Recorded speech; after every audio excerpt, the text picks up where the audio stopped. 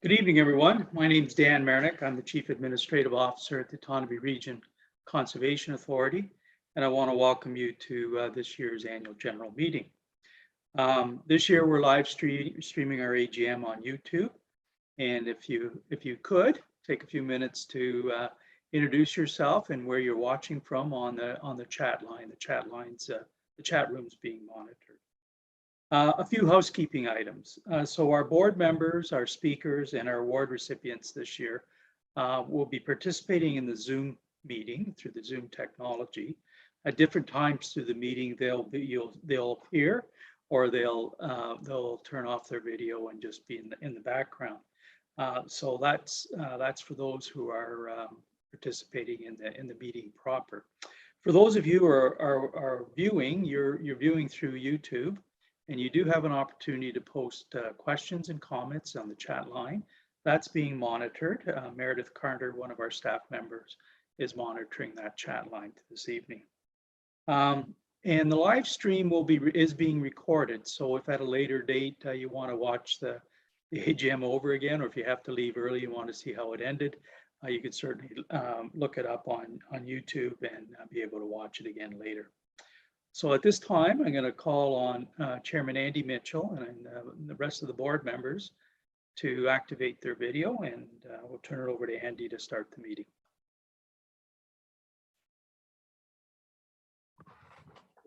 Thank you very much, Dan. Colleagues, I call to order the 2022 AGM of ORCA. And I'll begin, as we traditionally do, with our land acknowledgement. We respectfully acknowledge that we are on the treaty and traditional territory of the Mississauga and Anishinaabe. We offer our gratitude to First Peoples for their care for and teaching us about our earth and our relations. May we honor those teachings. I'd like to welcome everybody to this meeting, both our board members, our guests, our staff, our award recipients, and the general public who are watching us. We very much appreciate that you have joined us here this evening. I'd ask any of the board members if, well, I guess first before I do that, I'll ask any board members if they have a declaration of conflict of interest. Madam Clerk, there is none noted. Thank you. Then I will seek approval of the agenda. The agenda was circulated to all of the board members. I would look for a mover and a seconder. Carl is going to move, and Diane is going to second. All those in favor? That is carried. And then I'd like to ask our CAO Secretary Treasurer, Dan, to call the roll. Thanks very much. So I'll be just calling out the names alphabetically and just indicate your presence, please. So Councillor Gary Baldwin, Township, City of Peterborough. Present. Councillor Ryan Huntley, Township of Kevin Monaghan. Present. Deputy Mayor Michael Metcalf, Municipality of Trent Hills. Present. Mayor Andy Mitchell, Township of Selwyn. Present. Deputy Mayor Carl Mulher, Township of Durrow-Dummer. Present. Councillor Tracy Richardson, City of Kawartha Lakes.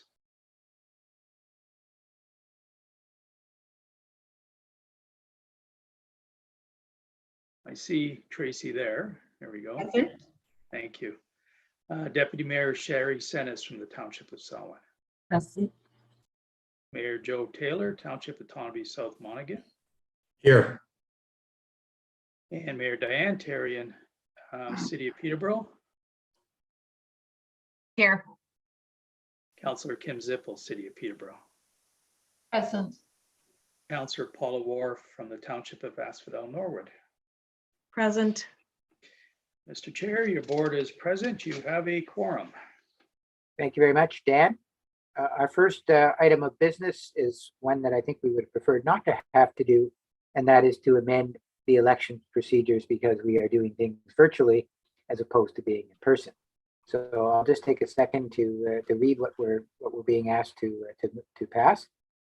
Whereas the provincial government has imposed a restriction on indoor gatherings in response to the COVID-19 pandemic, and whereas the provincial restrictions on indoor gatherings prohibits the authority from holding its AGM in person, and whereas the authority has decided to proceed with its annual general meeting electronically, and whereas the authority's elections procedures for officers as written cannot be applied when meetings are held electronically, and whereas the nominating committee, in preparing the proposed slate of officers, contacted members of the board to ascertain their interest in the position of chair and vice chair, therefore, be it resolved that the governance bylaws be amended to remove the requirement to apply the election procedures for officers for the 2022 appointments of the chair and vice chair positions.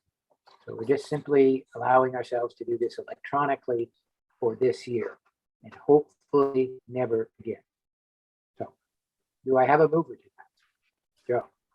Sherry willing second. All those in favor? That is carried. So I will now call upon Councillor Taylor to provide the nominations committee report. Thank you, Mr. Chair. And before I do that, I'd like to recognize and acknowledge the contributions of the other two nominating committee members, Director Paula War and Director Diane Tarian. Really led the way through this process. Frankly, they did all the work and just left it up to me to make the announcements tonight. So I appreciate that and thank you very much to them. Is there anything else that you wanted me to say at this particular time? I think we've circulated the report. I don't think we need to read it out. So what I'll do then is just ask for a motion to receive Joe's nomination report. Anybody want to do that? Gary, seconded by Tracy. All those in favor? That is carried. So the next item we have is a set of annual appointments and resolutions. There's a report that has been produced by Dan. Dan, I don't know if there's any, it's all the routine stuff, I believe, that we do every year. Is there any comment that you want to make on it? No, it is the routine stuff that you see every year. Okay, so I'd look for a mover and a seconder for that.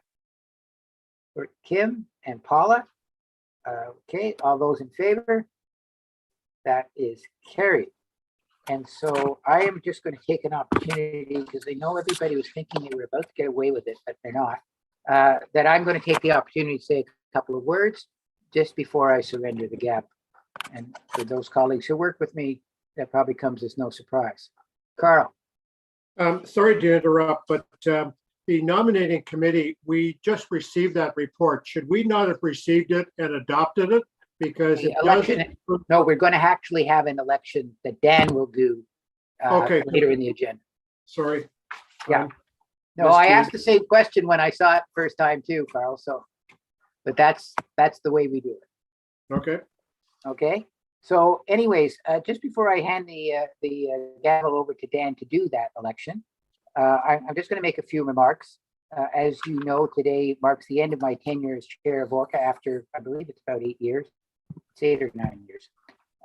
And I want to tell you how much I've enjoyed the opportunity to serve and would like to take this time to express my thanks to a number of people. So first, my colleague board members, the ones that are here today and the many who have served with me over these past few years. They've taken their role seriously, provided good governance, and made some tough decisions when circumstances required it. So colleagues, thank you. I'd also like to thank our member municipalities for their ongoing financial support. ORCA is only able to do its job because of their contributions. I'd also like to thank our staff who consistently perform beyond and above the call of duty. Every day they work hard at fulfilling the organization's mission of protecting people, property, and the environment. I'd also like to thank Conservation Ontario. They have been a significant partner as we undergo significant changes in the way we do business. I'm going to call out a couple of people. Both of these folks were CAO during my tenure. And the first is Denise. I don't know if everybody remembers, because some of you weren't here. Denise was the acting CAO for a while, just when I first became the chair.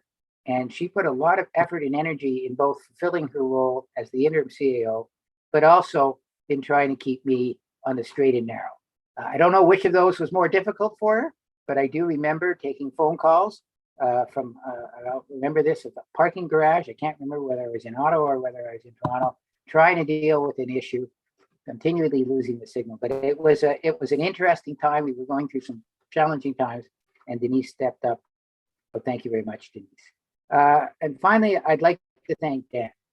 He is that rare combination of knowledge, experience, and wisdom wrapped up in professionalism that I admire every day. Dan, thank you for your support, and I'm going to miss our weekly calls. And I want to thank everybody else who's made this journey very satisfying and allowed me the opportunity to make a contribution, and of course to thank everybody that's here tonight. So as people have come to know how I close off when I've been speaking this year, stay safe, be well, and in all things, be kind. So with that said, I will hand the gavel figuratively over to Dan and ask him to conduct the elections. Thank you, Andy, and on behalf of all of us, thanks for your kind words. So at this time, I'm going to declare all the positions vacant, and we'll go through the appointment and resolution process now. So I'll ask Director Joe Taylor again to present the nominating committee recommendation for the position of chair, please. Thank you, Dan. And thank you, Andy, for all the years that you certainly have led this board. You've done a wonderful job. You've done it with commitment and dedication and passion, and certainly has served our area well. So before we start with the nominating committee's business, I just wanted to make those remarks. Thank you very much. Thank you, Joe. And Dan, the recommendation of the nominating committee for the position of chair for the year 2022 be appointed to Ryan Huntley. Thank you, Joe. And Director Huntley, will you accept that nomination, the nomination for chair for 2022? I will accept the nomination. Great. So Joe has moved that Ryan, representative from Township Kevin Monaghan, be appointed as chair of the authority for 2022. Is there a seconder, please? Andy has seconded that. All in favor? Motion carried. Thank you. Congratulations, Ryan. Is there, would you like to say a few words at this time? Yeah, so thank you. And it's going to be an honor to fill this chair. And I have no idea how I can live up to what Andy has performed for the last near decade. So I'm really looking forward to working with everybody in this capacity. Thank you, Ryan, and congratulations. And I'll call on Director Joe Taylor again to this time present the nominating committee's recommendation for the position of vice chair. Joe? Thank you again, Dan. Is the recommendation of the nominating committee that Michael Metcalfe be appointed as vice chair for the Conservation Authority's Board of Governors for 2022. And Director Metcalfe, will you accept that that nomination? I do accept. Thank you. So the resolution is that Michael Metcalfe, representative of the municipality of Trent Hills, be appointed as vice chair of the authority for 2022. Joe has moved that. Seconder, please.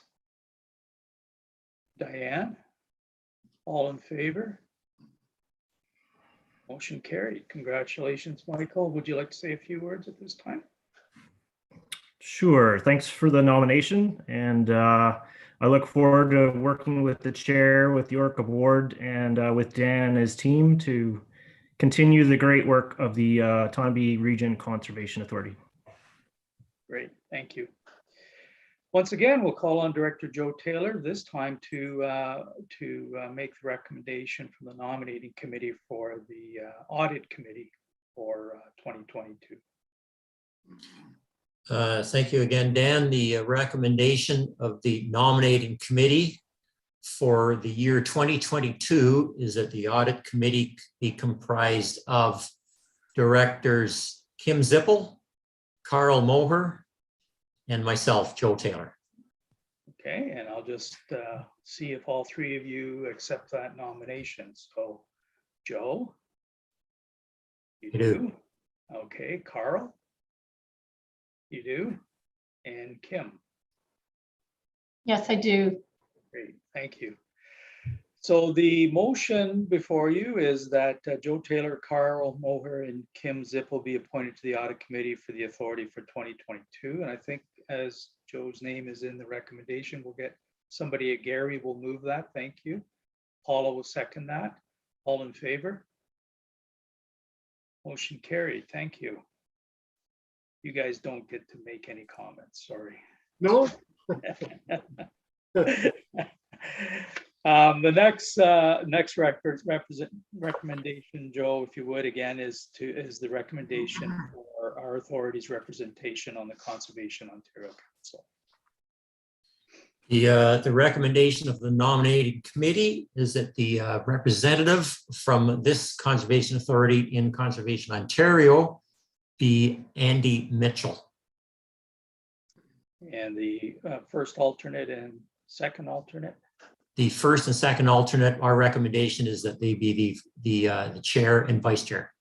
Thank you. So the motion is that Andy Mitchell be appointed as the authority's voting delegate and representative to Conservation Ontario for 2022, and that the chair be appointed as the authority's alternate voting delegate and representative to Conservation Ontario 2022, and that the vice chair be appointed as the authority's second alternate voting delegate and representative to Conservation Ontario for 2022. So Joe, if you would move that. And the seconder, please, Diane. All in favor? Motion carried. Thank you. The next is for the appointment as head for the Municipal Freedom of Information Protection of Privacy Act. The recommendation from I think it's a recommendation from the committee, but it's also our standing appointment is that the duties and responsibilities of this position of head for the Tonbridge Region Conservation Authority under the Municipal Freedom of Information Protection of Individual Privacy Act be assigned to Denise Landry, Manager of Corporate Services. If I could have a mover and a seconder, please. Michael moving it and Diane seconding it. All in favor? Motion carried. Congratulations, Denise. And finally, we have the appointment of an auditor, solicitor, and banker. Our practice in our governance bylaws is to appoint and reappoint annually the auditor, solicitor, and banker from the previous year, subject to satisfactory performance and acceptable fees. And all three have met that standard. So the firm of Garland Hickey Chartered Professional Accountants be appointed as the auditor for 2022. Firm of LLF Lawyers be appointed as a solicitor for 2022, and that the Kawartha Credit Union be appointed as banker for 2022. I have somebody move and then second that motion. Carl and then Sherry. All in favor? Thank you. Motion carried. Annually, we update our borrowing resolution, and the motion is that a borrowing bylaw in accordance with section 3 sub 5 of the Conservation Authorities Act be adopted to a limit of $1 million for the year of 2022. A mover and a seconder, please. Diane and Paula. All in favor? Motion carried. Thank you. Finally, the enabling resolution is that staff be authorized and directed to do all things necessary to give effect to these resolutions. Mover and a seconder, please. Carl and Kim. All in favor? Motion carried. Thank you. At this time, I'd like to turn the chair's gavel over to our new chairman, Ryan Huntley. Thank you very much, Dan. I guess as my first act as chair, I'm to tell everybody to turn their cameras off.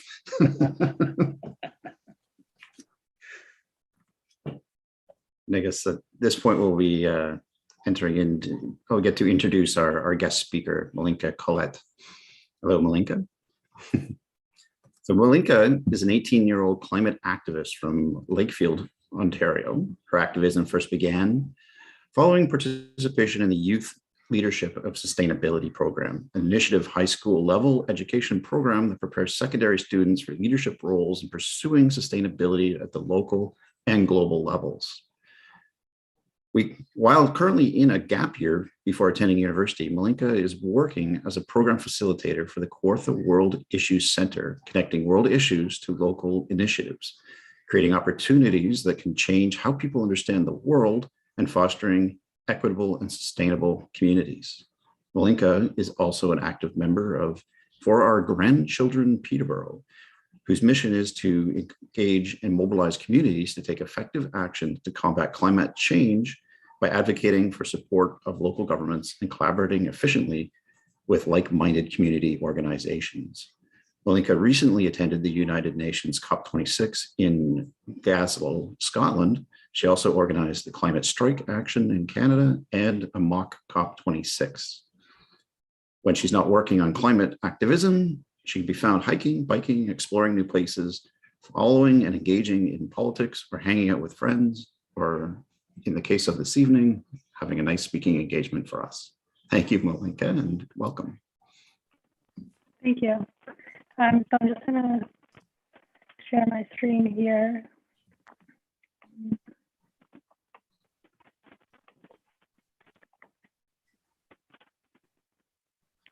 Thank you, everyone, for having me this evening. It's great to see the board members, and thank you to all of the public for tuning in today. So as was just said, my name is Malinka Colette. I use she, her pronouns, and I'm really excited to be here with you today to share a bit about my journey as a climate activist, what has motivated me, what kind of action I've taken locally, nationally, and internationally, and then, of course, sharing a bit of my experience at the local COP26 conference in Scotland. So I'm really honored to be here with you today. And so to jump right into it, as mentioned, I took the Youth Leadership in Sustainability program, and I'm sure many of you have heard about it, but for those of you that haven't, it's a one-semester high school program based out of Trent University in collaboration with the KPR School Board. And everyone has that one moment where the light bulb goes off on climate change for them, when they get involved, when they finally understand the issue, and when they feel so empowered and motivated to do everything they can. And whether that's listening to a show, watching a documentary, reading an article, or a specific experience, everyone can certainly remember something or a variety of things that have been that player in their life. And for me, it was without a doubt the YLS program. And for me, it was so much more than just learning about climate change and learning about this problem. But more than anything in this program, it taught us about the solutions. It empowered us to take action and empowered us to get involved in the community in ways that I hadn't been before. So you can see these are just a few pictures of the variety of experiences we did. The bottom right being planting trees with Orca, which I remember distinctly. It was a rainy and cold day, but nonetheless, we spent the day planting trees. And it's one of those solutions that you often hear about, plant trees, but we don't often get to do it firsthand and hands-on experience. So to be able to go out there was an experience that I'll certainly remember. And some of these other pictures represent connecting to the solutions, connecting and learning about the solar panels at Lily Lake Solar Farm. And then, of course, in the top, connecting with young students in the classroom. And I remember teaching them, we had this hour-long presentation we did to a variety of classes, and seeing the light bulb go off in some of these young kids' eyes. And that really empowered me to want to keep empowering other people that maybe weren't learning about this in school or didn't know about what was happening. And then in the top right, a high ropes course, which is representing all the times and how we were pushed outside of our comfort zone in this program, but we're pushed in ways that empowered us to keep moving forward and to get involved. And for me, that was so evident in what I did through that program, whether that was my first presentation or my first media interview, or even attending my first strike. It was those little steps that rippled out and were able to motivate me to get more and more involved. And so I certainly credit this program, as well as the teacher who many of you know in the community, Tam Douglas, and who I understand won the Conservationist Award last year at this AGM, for my activism and for giving me the tools to take action. And so I think climate education is so key to that, which I'll talk about in a bit. But outside of YLS, through that program, I was empowered to get involved.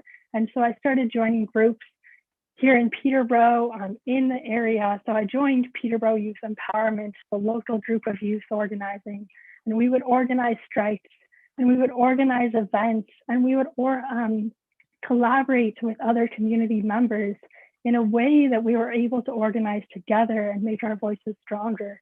So I recognize that these pictures are essentially the same, one during COVID and one before, but of course, much of my activism has actually happened since COVID, and no one needs to see another Zoom screenshot or anything else that online activism has been for us. But like mentioned in my introduction, I've been able to be lucky enough to work with Kawartha World Issues Center, QUIC, for the last few months, where I've been doing presentations to classes, again, through these SDG workshops we're running, organizing climate networks and bringing people together and really fostering these community connections, which are such a key part of organizing. I've learned is valuing connections and whoever you meet, learning from their experience and their expertise and knowledge in this area. So organizing with 4RG and organizing events with them, organizing strikes when we can, or online events and webinars.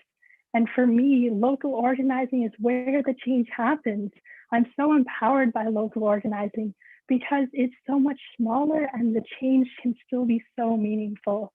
We often think about these bigger levels and, what's happening in Canada or what's happening in the US or various higher up levels. But when we think about locally, there's so much that can be done locally and have such a huge impact that really inspires me to organize locally and keep our attention right here locally, where we have the power to change so much.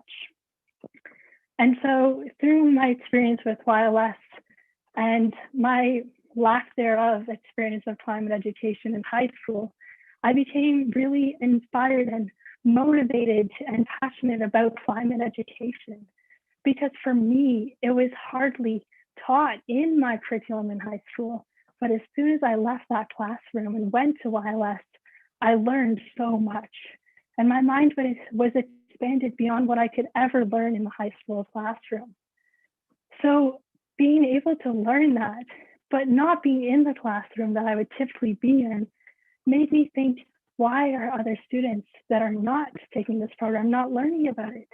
Everyone needs to be learning about it and being not just taught about the greenhouse effect, but taught about how it's actually impacting people's lives and how people can actually take action.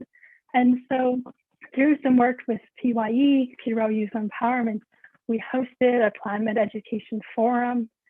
And then we presented to both of our school boards. So that's myself and another member presenting to the KPR board on the right, urging them to integrate more climate education, but also recognizing that the teachers often lack training. And so encouraging more teacher training and for it to be integrated within all of the education system. And so we presented to them, and it happened to be on February 25th, 2020. And we all know what happened about 2 weeks later. So we're now coming back and having more conversations with them because we understand the pandemic has been a priority for them, obviously. But that very same night that we presented, peers of ours actually presented to the Catholic board, and they moved forward with a lot of the recommendations that were given. And the school boards are now hosting joint environmental symposiums in the spring, which happened last year for the first time and is happening again this year.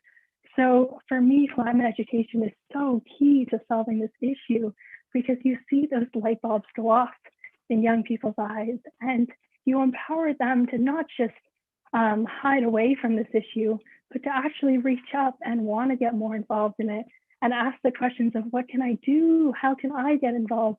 And really be taking that next step in their community to getting involved. But of course, everything shut down during COVID and organizing events and presentations then became much harder than we ever imagined just 2 weeks earlier.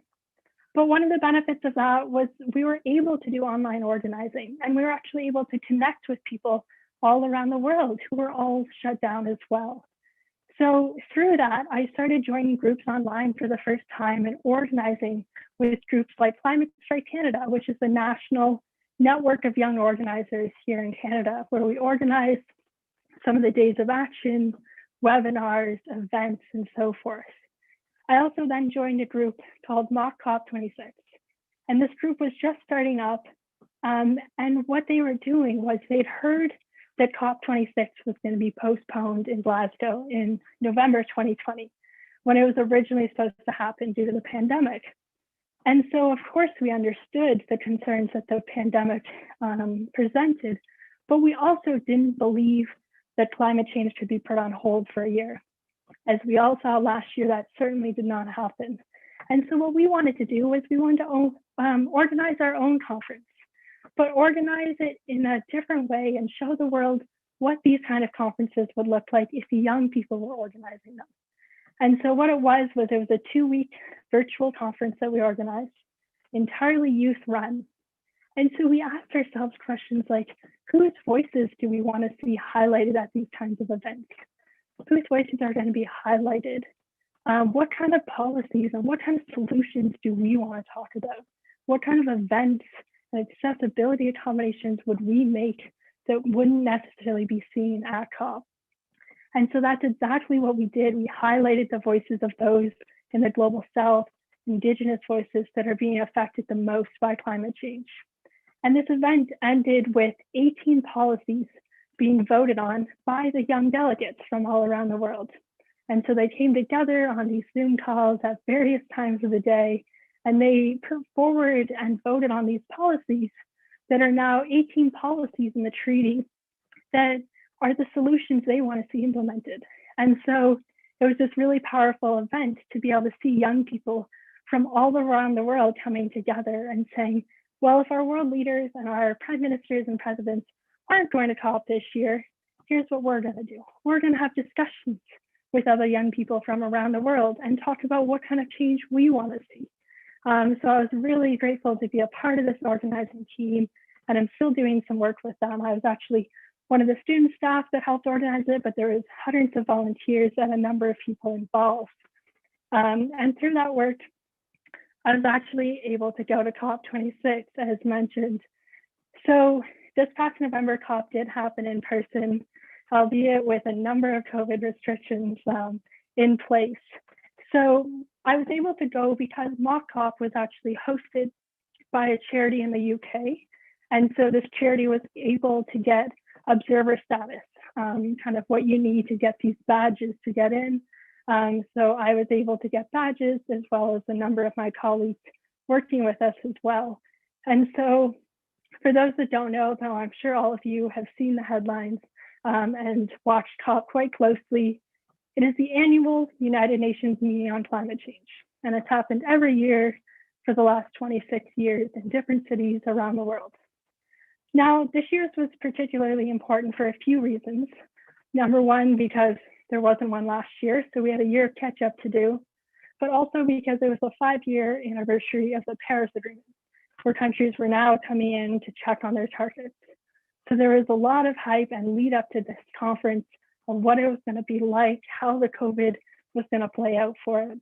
But I recognized my privilege in being able to attend this event, as so many people were unable to be there this year, whether it was from visas or vaccines or badges or so forth. But being able to be there and meet some of my friends from all around the world in person was a pretty incredible experience.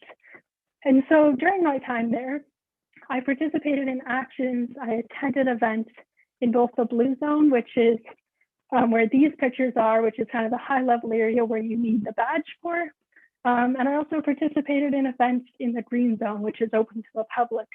So MockCop had a few events over there. We had an exhibit one day and a panel another day, which I participated in. So being able to be there, soak it all in, and attend as much as I could was really what I tried to do during those 2 weeks. But one of the best parts of the 2 weeks, and certainly a memorable one for many of my friends and I, was this Education Minister Summit. Now, what it was in the blue zone. So in by the negotiation rooms in this plenary room you can see on the screen. And what it was a plenary room that brought education ministers to COP26. And this was actually the first time that they came to COP in this capacity. So, normally COP has the environment ministers present, but these were actually education ministers from various countries around the world. So there was a number of them in person that participated in a panel and spoke. And then we also had a number via video pledge. And so 23 in total brought forward climate education pledges for their country. So MockCop actually helped organize this event and worked in collaboration with the UK government, the Italian government, and some other partners. So it was such an amazing experience to be there, to be sitting in this, basically front row center of this huge plenary hall, surrounded by ministers and sitting beside my friends from around the world, and to see education being discussed at COP. And so in the top right there is actually a picture of my friend Phoebe Hansen, who delivered the keynote at this plenary. Now she's only a year or two older than me and from the UK, and she delivered this compelling and empowering 5-minute speech on the need for climate education, the need for teacher training, and for integration of it within the entire system. And there weren't a lot of young people at COP, to be completely honest. We could only tell there were others when we were all together, or really had to search for each other. But to be able to see a young person like me speaking up there was certainly a powerful moment for her and for so many others that were watching and all of us there. And then I actually had the honor of asking a question of the education ministers along with 3 of my friends. So we asked it from the audience, and we're able to ask these education ministers that were there in person a question. And so for me, thinking about this event, I remember sitting there and thinking about what got me there. How did I get to this conference in Glasgow, and thinking back to my roots, and thinking back to climate education, thinking back to the YLS program, and the education that got me to be present at an education ministers summit, and now asking a question of ministers. So I was certainly reflecting on the roots, and also thinking about how can we bring this work locally. So much of COP is seen as this big international event, but the thing is that everything that happens there can be brought locally. So I immediately started thinking about climate education back here in Peterborough, back here in the KPR board, in my schools, and how we can bring what I'm hearing here in this summit, the pledges I'm hearing from other ministers, and how we can integrate that back locally. And I think that's so important to keep in mind when we hear about these conferences and we think about how large scale they are, is that everything that happens at these big events can be brought down locally. And so that's certainly what I was thinking about during this event. But it was a really incredible moment to be there with my friends, to participate and watch this event and think about how education is such a key role in solving this issue. And so some of my takeaways from COP, all of you saw the headlines of the outcome, the Glasgow Climate Pact, and the negotiations that did or did not happen. But for me, one of the biggest takeaways was connecting with my community, connecting with other young people from all around the world. And so these are just a few of the actions I attended, but I spent a lot of my time at actions like these, with meeting with people, with connecting with other young people from all around the world, whether it was at events like this, whether it was sitting on the hallway of the venue to eat our lunch, or whether it was sitting over dinner together. It was about connection, connecting with other young people and people of all ages that share the same passion and share the same drive and sharing our stories and learning from one another. And I think more than anything, it's learning about the power that people have and how more than anything, I came away feeling hopeful because of the people that I met and the events that I got to participate in outside of the halls. And so really just this big takeaway of how community is so important to this movement and how there are so many other people out there fighting alongside me definitely inspired me and has motivated me to come home and keep organizing in ways that I did before and will continue to do. So obviously being at COP and seeing these negotiations and seeing all these events happen can be hard to see it in person, and especially when we don't get the outcome we want. But meeting people from around the world and hearing their stories was certainly a highlight for me, and just being able to connect and value the impact that connections have and value the impact that people, especially in such large numbers, really do have, and knowing that there are people out there all around the world that are organizing. There was thousands of us in Glasgow, but I know that there's thousands all around the world that weren't there as well. So that was certainly one of my biggest takeaways. Some of my other takeaways as an organizer in general, some of the things that I've learned is how important climate education is to this fight, and how education can play such a huge role in young people's lives. And so whether that's connecting them to the land in elementary school, whether that's presenting them with real examples of this crisis, or whether it's really empowering them with the solutions and ways to get involved, sharing events that they can attend, sharing presentations they can do, sharing how they can really get involved in the community. Community is such a huge part of this issue. And really, as a community, this is how we're going to tackle it. So I think for me, I never really thought about education in this way before I attended the YLS program and before I really saw the impact it can have on one's life and on tackling this issue of climate change. So, and then especially being at this huge education plenary at COP26, I was reminded of the difference that education can have as I started hearing some of these pledges from around the world and hearing what an impact it has and will continue to have on countries all around the world. And something else I've learned is the power that you can have. It often feels hard, especially in this COVID world when we're all organizing and stuck at home, to feel like your voice is making a difference. But through these connections, like these ones in Glasgow, but like the ones that when we're all able to do online, through Zoom or through your community in meeting people in the streets and meeting people at events, we're reminded the power that community and connection has. And so through these past few years, it's been 2 or 3 years or so now that I've been involved in activism and spending much of my time on it. It's because I'm so passionate, because I have other people around me that I organize with, that we rely on each other and that we talk to each other to figure out how we can share and collaborate our strengths to continue organizing in ways that we couldn't do alone. So I think it's really important to remember that none of us are alone in this and that there are so many people out there fighting for the same thing. So with that, I want to thank everyone. Thank you so much for having me. And also thank Orca for all the work that you do in the community, for our people, and for our land, because it certainly does not go unnoticed. Thank you, everyone.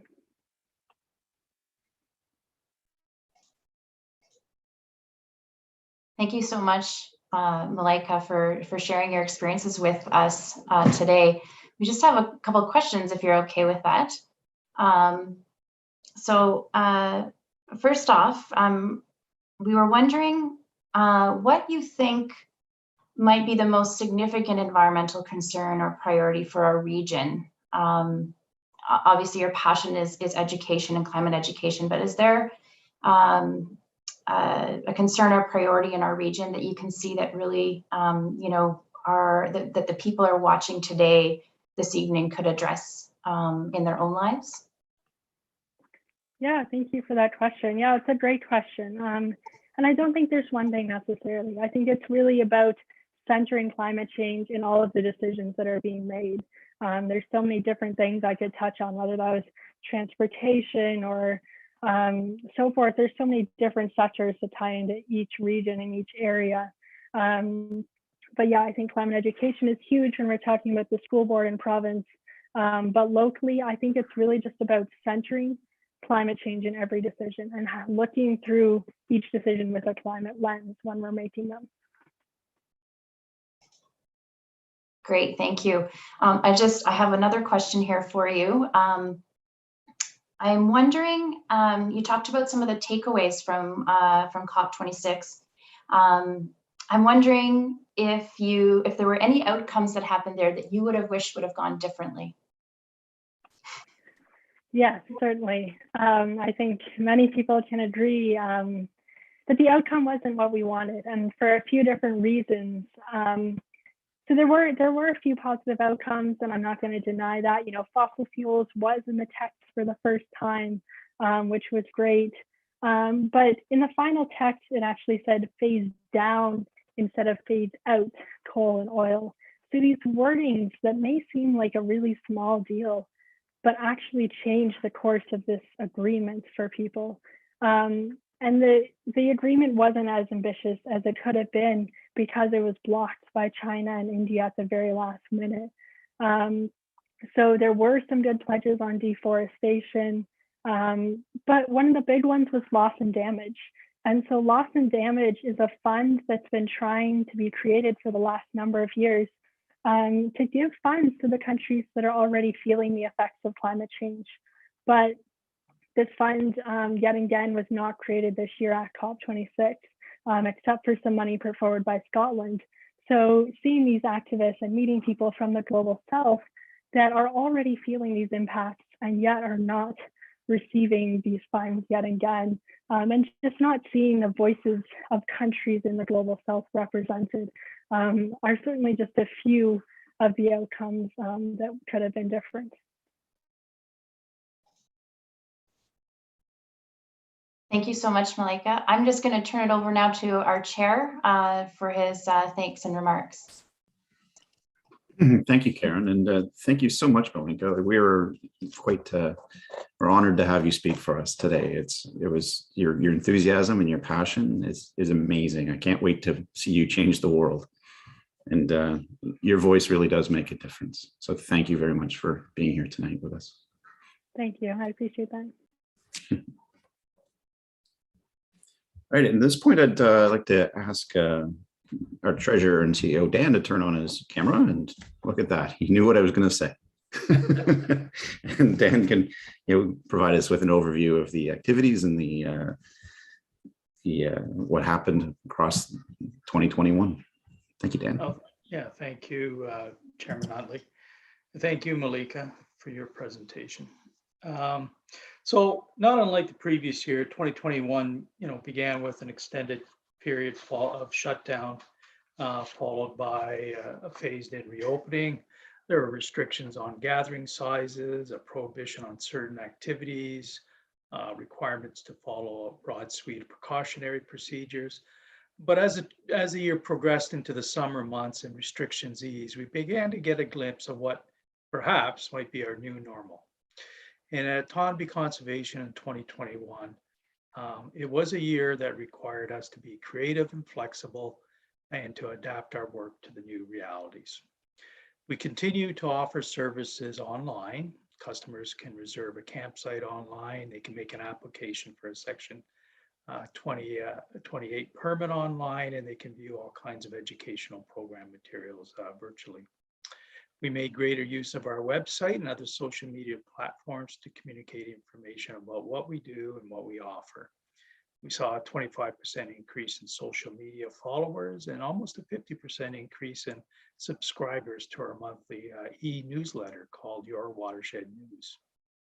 We saw an increase in the number of people using our conservation areas, and we launched an online visitor survey to gather information about their experiences and their suggestions for improvements. In fact, we had 77 different responders to that survey, and we're now aggregating the responses to see what the overall messages are. We upgraded roads and parking lots at our parking lot at the Selwyn Beach Conservation Area, and we launched our very first major fundraising campaign since our former foundation wound up its affairs in 2018. Your Meters Matter campaign to date, or after the first 5 weeks, raised $23,000, and the money we're raising there will help us to revitalize the Jackson Creek Trail. This past year, we hosted 15% more campers than we did in the year before. And that was even in the context of only operating for a 17-week season versus the normal 23-week season. We've responded to a year-over-year increase in the number of planning and permitting activities and inquiries. And in fact, in 2021, we received double the number of inquiries that we did in 2022. And we processed 407 permit applications. That's an increase of 25% from the previous year. And we did that at the same time as we were doing that. We adopted new service standards for issuing permits and began tracking and publicly reporting on how well we were doing in meeting these standards. These standards are a series of time standards where we commit to provide responses to permit applications in preset time periods. We undertook repairs to the Hope Mill Dam and the Warsaw Dam. These are kind of like midlife repairs to the dams. We responded to more inquiries for advice on stewardship and land restoration projects. We actually sold 3,000 more tree seedlings to 101 different landowners for planting. And this past fall, we planted trees with our municipal partners in Durham, Selwyn, the city of Peterborough, and the county of Peterborough, and the county of Peterborough. This past year, we completed our climate change strategy and posted it on our website, and we began implementing some of the key actions identified in the strategy. And over the next couple of months, we'll be presenting our first year progress report. We continue to focus on keeping people and property safe. We issued some 20 flood-related messages, and responded to drought conditions through the summer months. We continue to support our municipalities in the delivery of the Clean Water Act by providing the risk management function and education programs. In fact, this year we hit a major milestone, and we completed all of the risk management plans that were required to be done. Staff came together to help each other and to respond to the increase in demand for all our programs and services. And I want to thank them for all they did this past year and for what they did to help each other. They're a great group of people, and it is a privilege to work with these men and women. Finally, I'd like to thank the board for their leadership, support, and encouragement. Thank you. Chairman Huntley, back to you. Thank you, Dan. And, that was a great summary of our year, despite the fact that 2021 was just as crazy as 2020 was. And you guys managed to pivot and keep the wheels on the bus and pull it all together. So big thank you to you, and big thank you to the staff for doing that. Thank you. We're moving on to the awards section of this evening. So I'll call forth the presenters when they're ready to present their awards.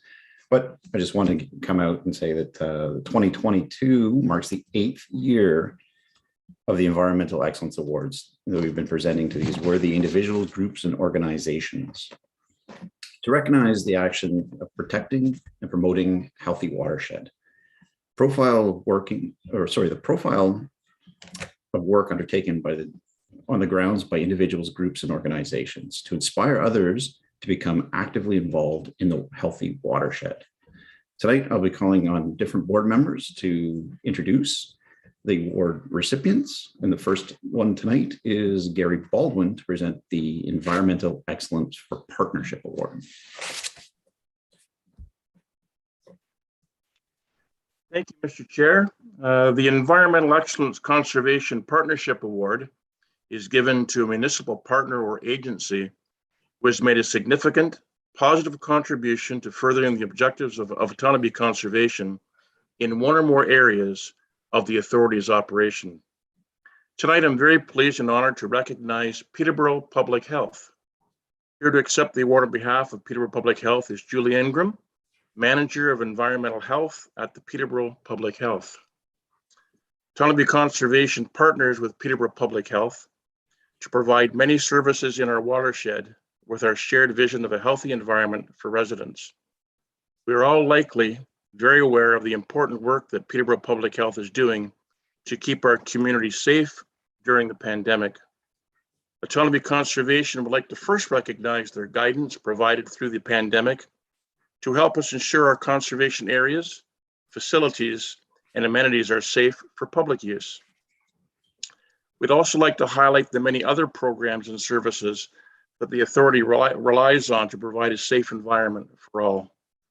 Peterborough Public Health supports the Drinking Water Source Protection Program with mandatory septic system inspections in vulnerable areas as defined under the Clean Water Act. They conduct water quality monitoring for bacteria levels at public beaches throughout the watershed, including Selwyn Beach Conservation Area and Warsaw Caves Conservation Area. Peterborough Public Health provides resources and signage to inform the conservation area visitors and trail users about the presence of ticks and the associated risks.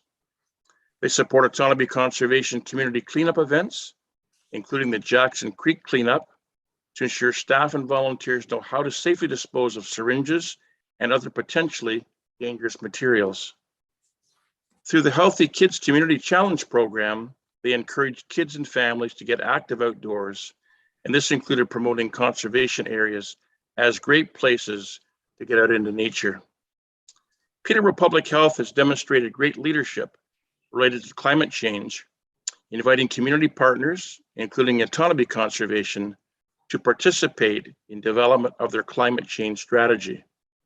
They participate in local events and activities to support a healthy watershed, including Sustainable Peterborough, and by attending local events such as Tonabee Conservation's Discovery Days to promote healthy lifestyle choices throughout the watershed. Peterborough Public Health also promotes the importance of creating shade through planting native trees in parks, schoolyards, and local green spaces, and recognize efforts to enhance local forests. Perhaps one of the most significant contributions to highlight today is that over the past 2+ years, despite these very difficult times with ongoing pivots and increased workloads, Peterborough Public Health has ensured the smooth and uninterrupted operation of their non-COVID related programs and services that we rely on to keep people safe and healthy in our watershed. We are grateful for all that PPH has been doing to keep our community safe and informed during the pandemic. Please join me, board members, in congratulating Peterborough Public Health and Julie Ingram, who is here with us today, winner of the Environmental Excellence Conservation Partnership Award.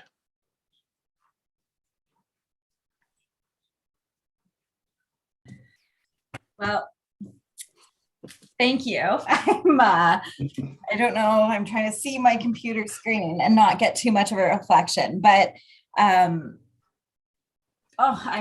almost emotional with your words. So thank you from the bottom of my heart. I'm personally absolutely full of gratitude for this honor and this recognition. And your words, thank you very much for those. They mean just as much as the award right now. So as you all know, the last couple of years in public health have been a whirlwind, to say the least, and chaotic at times. What I can say on behalf of Peterborough Public Health is that it's a team effort to keep those programs and services running. I am so fortunate to be able to work for an organization that prioritizes environmental health programs that have a direct link to healthy communities and public health as a whole. So I think that's really important to note that we do feel strongly about the public health linkage to healthy environments and conservation efforts, as well as the protection of the environment.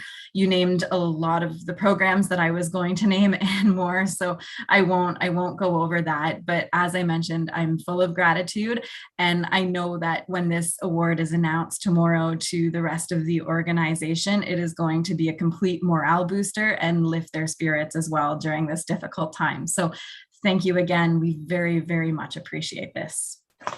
Thank you, Julie. All right, thank you, Julie, for all your hard work. Now I'll call upon Diane Therien, who is going to present the Environmental Excellence for Conservationist Award.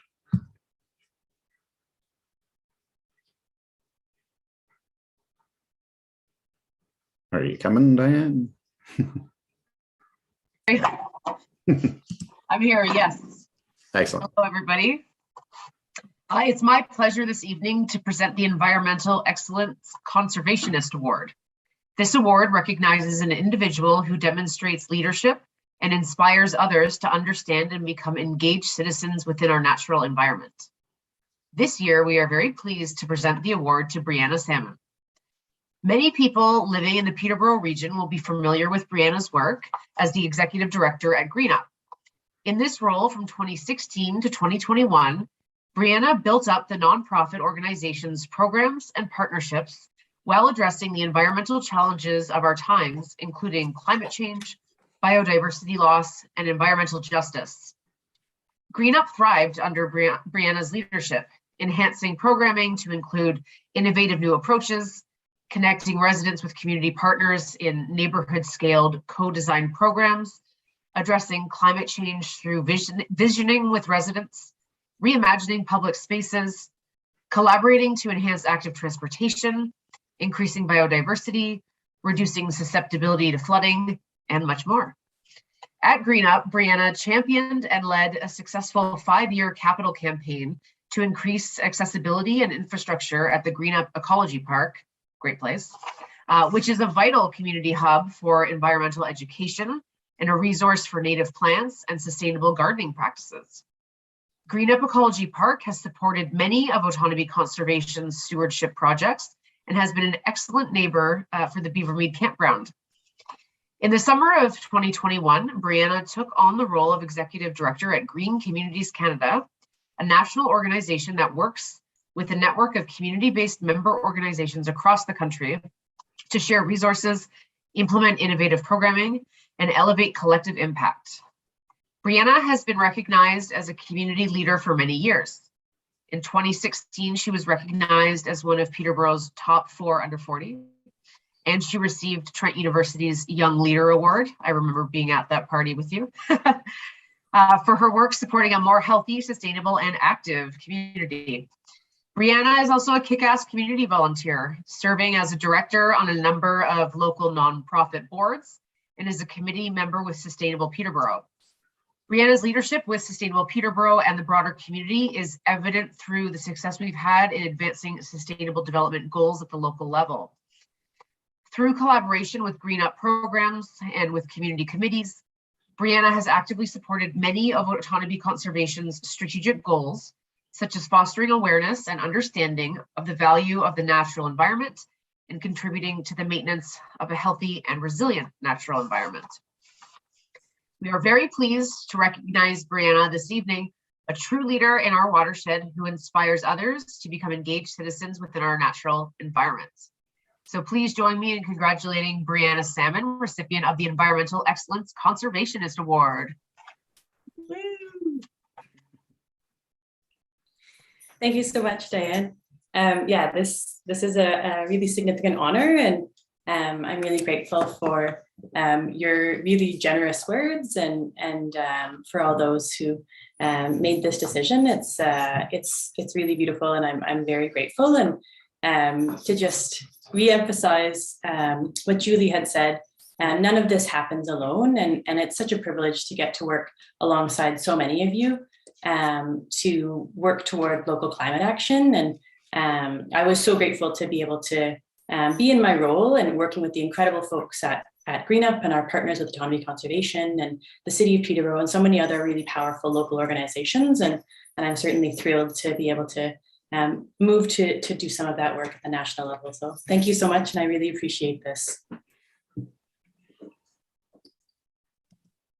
Thank you. Congratulations, Brianna. It's excellent. Next, I'll call upon Andy Mitchell to present the Environmental Excellence for Business Award. Take it away, Andy. Well, thank you very much, Ryan. The Environmental Excellence Award for Business recognizes a business that has made a significant contribution to conservation projects or programs advancing autonomy conservation's vision of a healthy watershed. This evening, we are pleased to present the Environmental Excellence Business Award to Trent University. Accepting the award is Julie Davis, Vice President of External Relations and Development at Trent University. Trent is known around the world for research in climate, environment, and sustainability-related issues.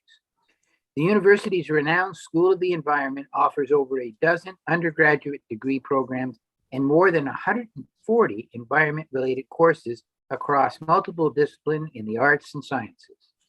New in 2022 is a climate change science and policy specialization, which will equip graduates for the growing number of climate-related careers. The university also offers several environmentally themed graduate programs. Trent University is widely known for their environmental programs, but their commitment to an environmentally healthy campus and watershed goes far beyond the lecture halls and laboratories. In February 2021, Trent's Board of Governors approved the Trent Lands and Nature Areas Plan, a bold vision aimed at creating an inspiring, sustainable, and complete community to learn, live, innovate, and be active. When structuring the framework of the Trent Lands and Natures Plan, the Autonomy Region watershed was placed first as the foundation for the plan, putting the significance of the hydrologic system the #1 priority.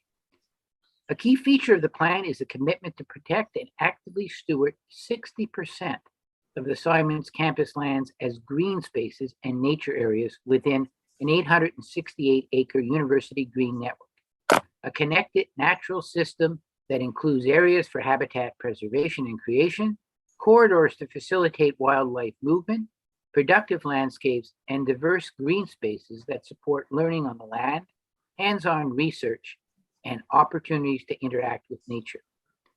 The lands plan was developed with deep engagement with local First Nations, and Trent has recently been successful in attracting philanthropic donations and grants to implement restorative and enhancement projects with the new University Green Network in collaboration with First Nations.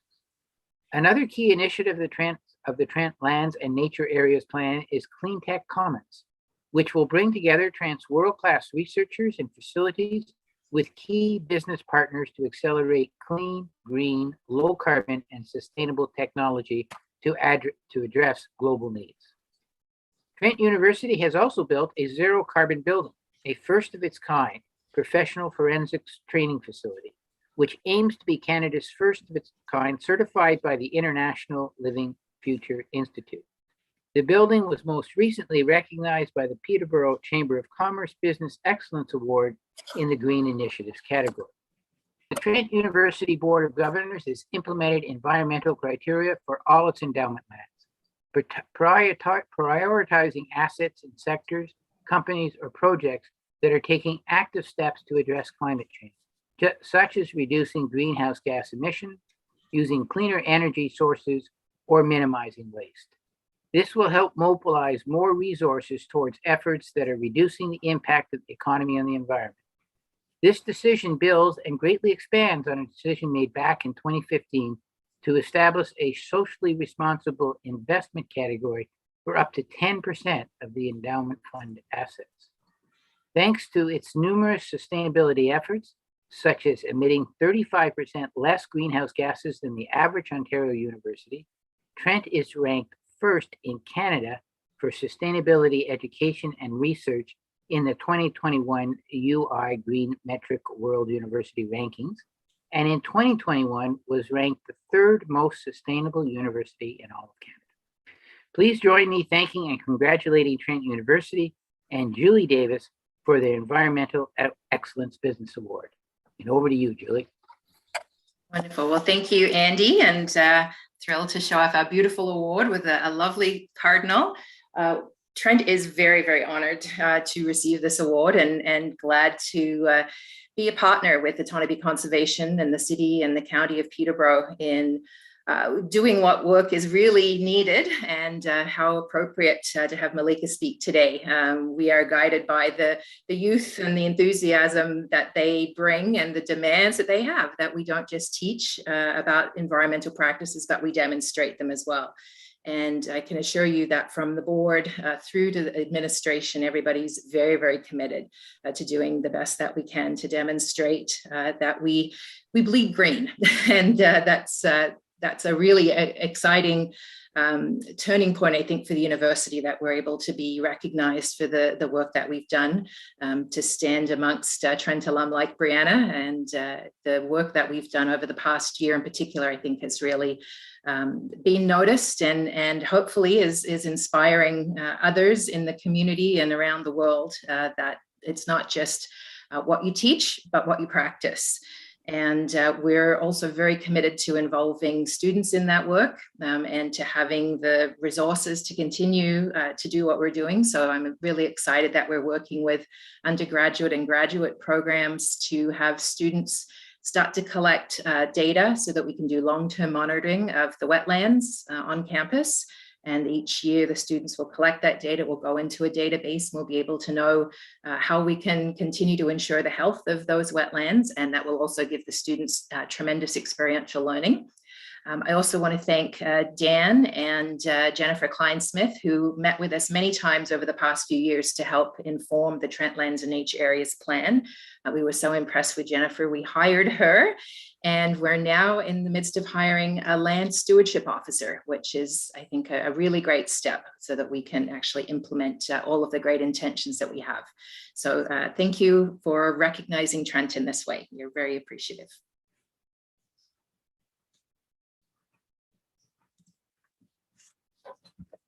Thank you, Andy, for presenting that, and congratulations, Julie. Trent University is definitely a shining beacon in our region, and we know you will continue the amazing work that you already do.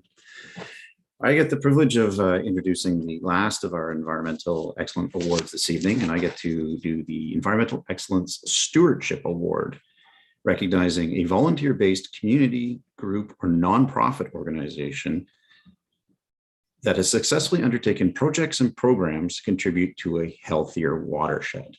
And this year's recipient of the award is Trout Unlimited Canada, the Millbrook chapter. And here to accept the award on behalf of Trout Unlimited Millbrook is President Scott Calder. I know you were pretty eager to get in here to get your award earlier, Scott, so welcome.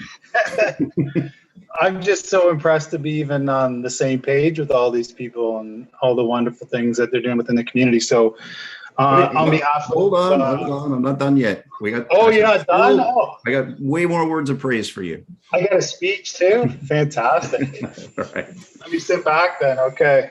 All right, so Trout Unlimited Canada is a non-for-profit environmental organization that aims to conserve, protect, and restore Canada's freshwater ecosystems and their cold water resources for current and future generations. Trout Unlimited Millbrook is a relatively new chapter located here in Millbrook, Ontario, that focuses on Baxter and Squirrel Creeks, which meander through the town and the surrounding landscapes. Trout Unlimited Millbrook brings together existing groups and residents working collectively to maintain and improve the stream system throughout the settlement, or the sediment control, bank stabilization, riparian planting, stream cleanup, erosion control. Ultimately, they work to improve the fish population, the fish habitat, drinking water, and overall aesthetics of the landscape. Over the last 2 years, Trout Unlimited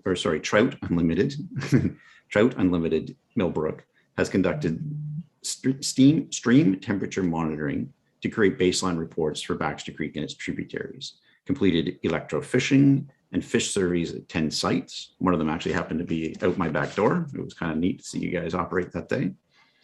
They've planted large trees in partnerships with students at the Millbrook South Cavan Public School. They've supported the local fishing derby and hope to partner with the Lions Club this year to help host that derby, which is fantastic. Delivered the Yellowfish Road program in partnership with Autonomy Conservation, marking 87 storm drains in one day with the local grow guides. They've met with landowners in the area, and they're a regular participant at the farmers market to provide resources and information about how to work with sustainably manage the local water courses. And they can count over 400 hours of volunteer time at these projects, which is just phenomenal. And don't miss out on Trout Unlimited's monthly article in the Millbrook Times. Their articles create interest at the local watershed and include topics such as tips for safe fishing practices, species information about brook and brown trouts, tree planting initiatives, and more. So thank you for the many hours of volunteer work in the community, engaging our residents and youth, and to help conserve, protect, and restore Millbrook's freshwater ecosystem. So please join me to congratulate Trout Unlimited Millbrook's chapter, President Scott Calder, for this year's winner of the Environmental Excellent Stewardship Award. Now, Scott, the floor is yours. Oh, okay. Well, here's our award. Fantastic. And on behalf of, I want to thank everyone for the award. And I also want to thank all the volunteers here in Millbrook that have stepped up within the community to take their free time and come out and make a difference in our fantastic community and doing all these great projects. And it's kind of blossomed into this huge undertaking that everybody seems to enjoy. And we spend a lot of time outdoors and making new friends. And it's just a great group of people. So big thanks to you guys, and a thanks to all the volunteers here in Millbrook. Excellent. Thank you very much, Scott, for all your hard work. It's great. Thank you. So I believe now I will invite Dan back to provide the Staff Service Awards. Thank you. Thank you, Ryan. Hello, everyone. Every year at our annual meeting, we also recognize our employees who have achieved a milestone in their service at the authority. This year, we're going to be recognizing two individuals, and collectively, they've worked for Autonomy Conservation for 20 years. But one of the individuals has also worked for a number of other conservation authorities, and between the two of them, there's really 40 years of work experience in conservation authorities. Both individuals this evening are being recognized by their colleagues and our clients for their expertise and strong customer service. Our first recipient this evening is Theresa Cox Terry. She's been with Autonomy Conservation for 15 years and currently holds the position of Risk Management Official and Risk Management Inspector under the Drinking Water, Clean Water Act. Terry has also held positions as an environmental technician, a planning technician, and a regulations officer. Terry's been part of a team involved in the Drinking Water Source Protection Program for over 10 years now, and works with landowners, municipalities, and other stakeholders to ensure local drinking water sources are protected. And while her work primarily focuses on the Autonomy Peterborough Source Protection area, she also collaborates with other staff from other authorities and Conservation Ontario and to help deliver the broader Trent Source Protection Plan. A highlight in 2021 was the completion of the required risk management plans to ensure the compliance with the Trent Source Protection Plan. This was a lot of work, connecting with a lot of people, putting in place necessary documents and procedures that helps protect source water for those homes and buildings that are currently in the vulnerable areas. Terry's enthusiasm and ability to communicate with a variety of audiences has enabled her to develop an excellent network to advance the program and its objectives. And her skills and knowledges are highly called upon and regularly called upon by staff and our municipal partners. In addition, Terry is a co-chair of the Health and Safety Committee and works hard to ensure that all of us work in a safe place. So please join me in thanking Terry for her 15 years of contribution to Autonomy Conservation. Thank you, Terry. You got your certificate. There you go. Another turtle. Look at that, eh? Thanks, Terry. Our next Did you want to say a few things, Terry? A few words? I just want to say thank you very much. And I have gained so much in the last 15 years. And I look forward to what the next year is going to bring. Thank you. Great. Thanks, Terry. Our next recipient this evening is Neil Mcfarlane. There's Neil. There's Neil. Neil's been with the authority for 5 years now and currently holds a position of engineering technologist. But he came to Orca after 20 plus years of experience working in the engineering field at the Central Lake Ontario Conservation Authority, the Nottawasaga, the Long Point region, and the Ganaraska. Neil's primary role is to perform engineering reviews on permanent applications and other types of planning applications. And through his review, he helps ensure that new development is safe from flooding hazards. Neil also acts as a duty officer for the flood forecasting and warning system, monitoring weather and water conditions and issuing warnings when required. And over the last few years, Neil has been a key player in helping us organize and coordinate 8 different floodplain mapping projects. Neil has an infectious laugh and brings to our workplace not only a sense of humor, but a strong willingness to be a team player. He takes a diligent approach to his work. He's very thorough in his craft. So please join me in thanking Neil for his ongoing contributions to conservation, Tonbee conservation, but really his career contributions to the Conservation Authority system across the province. Congratulations, Neil. If you'd like to say a few words too, or show us your picture. Here you go, a picture of a river. Do that? Yep. Without the glare? No, but anyways. There we go. Yep, I picked the river, kind of the keystone of what we do for the authority and a measure of how well we're doing. But I like to say thank you so much for the recognition of service that I received tonight. And it is an honor to work with such a great group of people at the authority, and who also make our time and commitment worthwhile, performing our duties on a daily manner. And I'd like to thank you again and look forward for another 5 years. Great. Thanks, Neil. Thanks, Neil. I'm going to turn this back over to Chairman Huntley. Thank you, Dan, and congratulations again to both Terry and Neil for all your hard work. I said at this point, I'd invite Andy Mitchell to turn his camera back on, and I guess the rest of the board can turn their cameras on for a few seconds as well. If you want to join.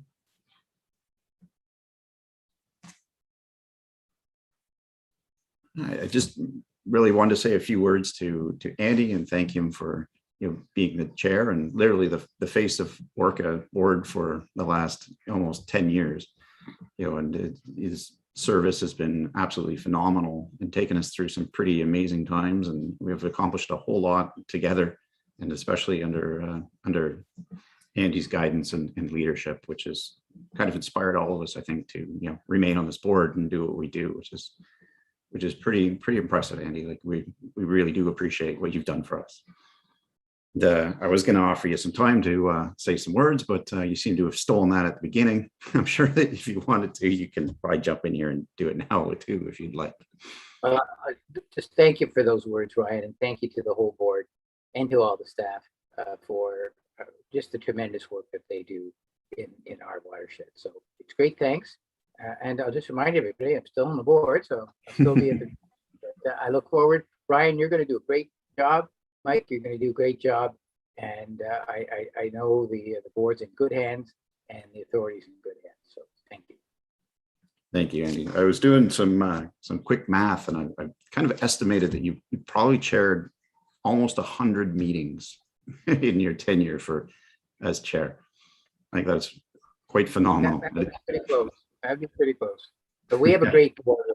We have a great board, and it's a very collegial process. And we've had some difficult issues to deal with, but everybody's come together and made it work well. So thank you. And Dan, I don't want to forget you because you've been a guiding light along with all the staff that are supporting you. So thanks. So I'm going to invite Dan in to say a few words for you as well. Thanks, Ryan. So Andy, just my comments here are on behalf of myself and obviously the staff. So you've been our chair for actually my entire time at the authority. You hired me, or the board hired me, but I think you signed the contract. So there we go. But through that time, you provided invaluable guidance to me and the staff on how to navigate through some complex issues, and really how to strengthen our relationship with our member municipalities. You know our watershed, you know the governments and the agencies that we deal with, and you know the people that we serve. You bring that knowledge to your conversation, but more importantly, you bring your values of public service and integrity. And I think it's that combination of deep knowledge with strong personal values that has made a difference on how we've tackled things, how we've gone about our business, how we fulfilled our mandate, and how we do what we do.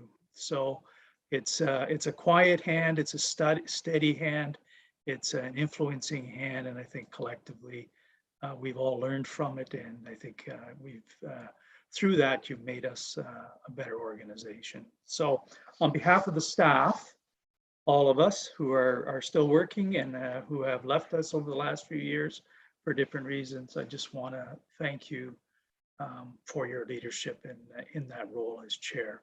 And we still look forward to seeing you on our board. So thank you. Thank you, Dan, and convey to all of the staff how much I appreciate all their effort. This is a team sport. We work together and we accomplish great things for our community together. So thank you very much. Thanks again, Andy. I guess in closing, I mean, we've had a couple of extremely challenging years, and I think we're all collectively putting all our willpower into making 2022 a much better year than what we've seen in the last couple. And I guess I really want to thank the Orca staff for the incredible amount of work they've had to do and how they've literally had to pivot so many times over the last couple of years to make this all happen and keep it all going. So that's fantastic. Thanks for Dan for being at the wheel of that bus. And a big thanks to Karen, who organized this and kind of kept this technology nice and seamless tonight. That's a huge accomplishment, and congratulations for pulling that off. And with that, I will call a motion to adjourn our AGM. Anyone? Diane and Joe, all in favor? Thank you, everybody. And hopefully our next AGM will be in person. Thank you. Thank you, Mr. Chair. Good job. Good night, everyone.